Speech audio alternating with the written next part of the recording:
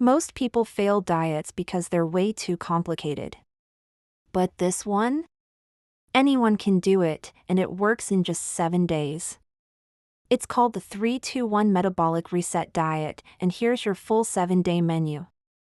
The rules are simple. 3 meals a day, a high-protein breakfast, a balanced lunch, and a light, low-carb dinner. You'll also have 2 snacks to crush cravings, like nuts, yogurt, or fruit.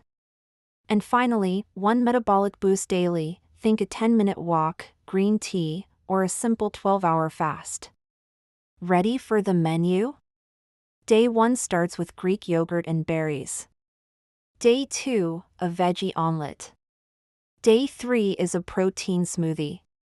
Day 4, oatmeal with protein powder. Day 5, cottage cheese. Day 6, chia pudding. And day 7 is a flex day with a portion-controlled free meal for dinner. People use this to drop weight, boost energy, and finally stay consistent. Want the full 7-day fat-burning menu in a downloadable version?